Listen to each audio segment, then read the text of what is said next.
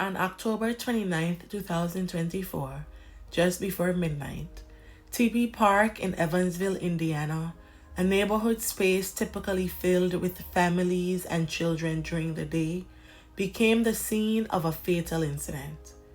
At approximately 10:30 p.m., the neighborhood was disturbed by a round of discharges heard by neighborhood residents and officers on patrol.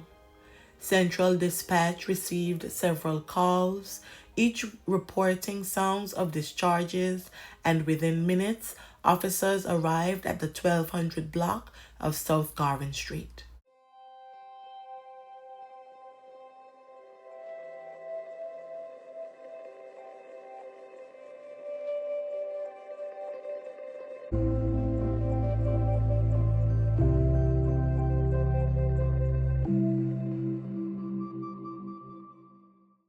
There, they discovered 17-year-old Emmanuel Malachi lying lifeless under a park picnic shelter, multiple discharge wounds evident. Officers began to secure the area, but while doing so, they heard another round of discharges in the vicinity, prompting them to instruct residents to stay indoors for their safety. This secondary burst of discharges, while unnerving, was not immediately linked to Young's incident. It heightened the sense of urgency, however. The next day, Sergeant Trudy Day of the Evansville Police Department addressed the community, acknowledging the impact of the tragedy. She emphasized how the park had seen recent safety improvements and increased patrols, but was still vulnerable to violence. Shot multiple times, and sadly he did succumb to his injuries. Anytime someone loses their life in our community, it affects everyone, and it's a tragedy, and it's sad and horrible. And of course, when they're so young, it really tugs at your heart. We're asking everyone to please talk to your kids. We have to work together as a community to try and get off the street. Detectives have been working around the clock, going door to door, seeing if anyone happened to have a Ring doorbell camera, surveillance video, if they heard or saw anything. As the investigation ramped up, police gathered statements from witnesses who described seeing two masked individuals approach Young in the park before opening fire. Several nearby security cameras captured footage, though much of it was grainy. In one clip, two figures were visible standing near Young, followed by flashes consistent with discharging a firearm and Young's body collapsing. Additional footage captured the two figures fleeing the park, clad in dark clothing and ski masks, running down an alley near Jackson Avenue. Malachi's family was left devastated by the senseless act, and his aunt, Jamaica Martin, expressed both heartbreak and gratitude while thanking the community for reaching out with support and condolences. Emmanuel's sister, Sh0t, described her brother as a joyful and kind-hearted person whose smile could brighten any room. The community's collective sorrow was demonstrated in a balloon release at Tepe Park, where friends, family, and neighbors gathered to remember Malachi's life and show support for his grieving family. He was my buddy. He was my pal. We went fishing together. I coached him in football in the early years. My brother touched a lot of people. There's a lot of people my brother knew. It really does mean a lot to have the support from the whole community. We are told Young died just 8 days after his son was born.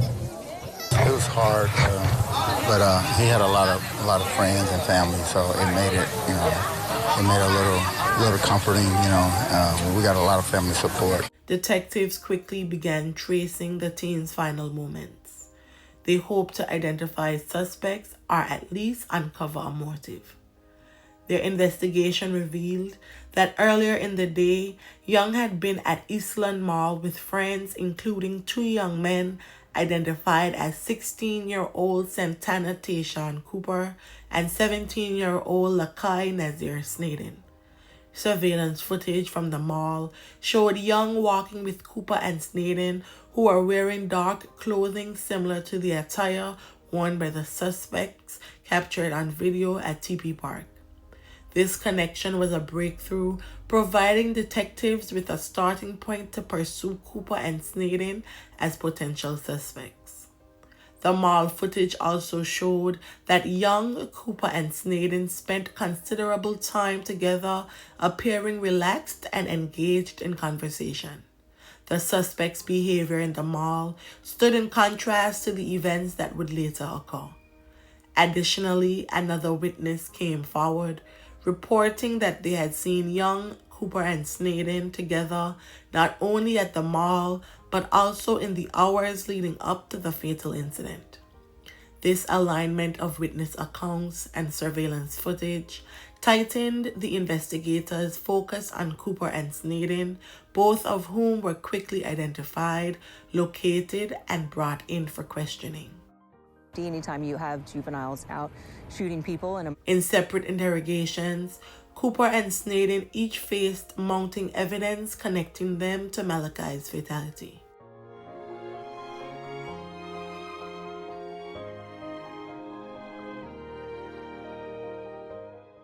Cooper initially attempted to distance himself from the crime, claiming that he, Snaden, and Young had been at Tepe Park together when two masked men approached them, threatening them before ultimately firing at Malachi. The 16-year-old described how he and Snaden had tried to run, but claimed Young had been struck first. Detectives listened carefully to his account, noting inconsistencies with the surveillance footage and witness descriptions.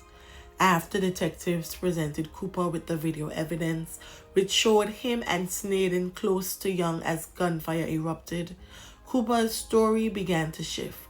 As he was shown the footage of the two suspects fleeing the scene, he reluctantly admitted that he and Snaden were indeed the individuals seen running away from the park. He also acknowledged that he and Snaden were the two figures captured on video near Young when the discharges erupted.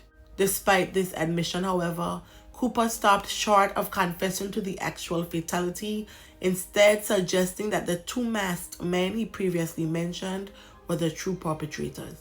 The detectives pressed further, pointing out that the mall footage from earlier in the day showed Cooper and Snaden with Young dressed in attire matching the suspect's clothing in the Tepe Park footage. Faced with mounting evidence, Cooper fell silent. He declined to provide any additional details. Snaden, in a separate room, refused to speak altogether, choosing to remain silent and make no statements. The suspect's lack of cooperation, combined with the video and witness testimonies, solidified the detective's suspicions. Now, we spoke with Young's aunt yesterday morning. She says she was heartbroken to lose her nephew, and even more so because he just became a father. Not only did she lose a loved one, Young's week-old son also lost his father.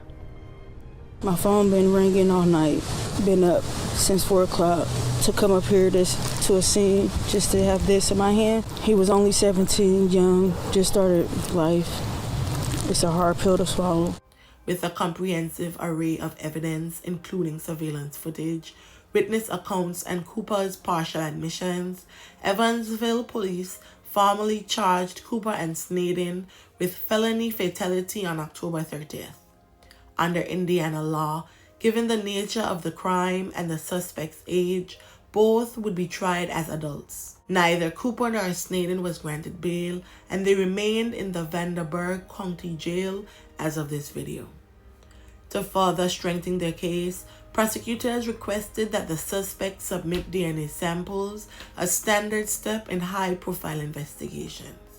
Additionally, probable cause hearings were scheduled to allow the judge to review the evidence and determine the validity of the charges.